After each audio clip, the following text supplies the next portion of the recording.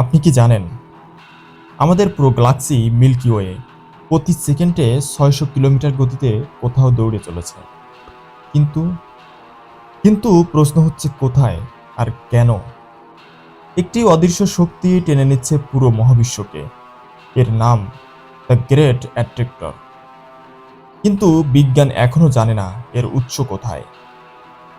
কিন্তু ইসলাম কি বলে এই রহস্যময় মহাশক্তি সম্পর্কে?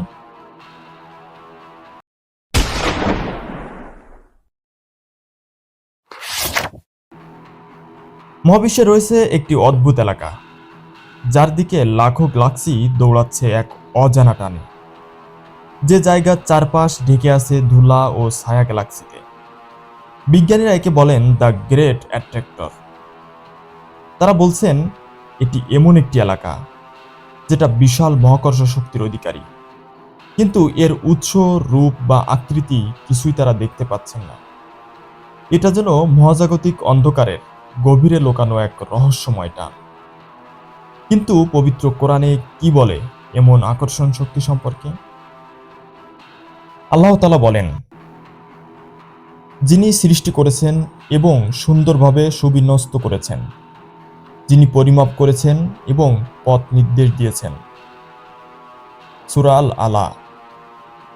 এই আয়াতগুলো আমাদের বুঝিয়ে দেয় এই মহাবিশ্বে কোনো কিছুর চলাচলই এলোমেলো নয়।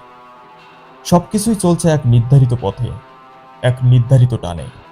ঠিক যেমন দ্য গ্রেট অ্যাট্রাক্টর আমাদের টেনে নিচ্ছে, তেমনি একদিন এই সৃষ্টি জগৎ ধ্বংসের পথে ধাবিত হবে। এই টান কি হতে পারে? সেই ধ্বংসের সূচনা? কে জানে? এটি কি কিয়ামতের কোনো মহাজাগতিক প্রস্তুতি? আল্লাহ আরো বলেন, যেদিন আমি আকাশকে গুটিয়ে ফেলব, যেমন করে পুস্তক গুটিয়ে রাখা হয়। সূরা আম্বিয়া। আমরা জানি না দ্য গ্রেট অ্যাট্রাক্টর আসলে কি, কিন্তু আমরা জানি প্রতিটি নক্ষত্র, প্রতিটি গ্যালাক্সি একদিন ধ্বংস হবে। আর সেই ধ্বংসের পথে টেনে নিয়ে যাচ্ছে এমন এক মহাশক্তি যেটা অদৃশ্য। হয়তো এটা আল্লাহর সেই নির্ধারিত পরিকল্পনারই একটি অংশ, যেটা আমাদের মনে করিয়ে দেয় এই মহাবিশ্ব চিরস্থায়ী নয়। চিরস্থায়ী একমাত্র আল্লাহ তাআলার রাজত্ব।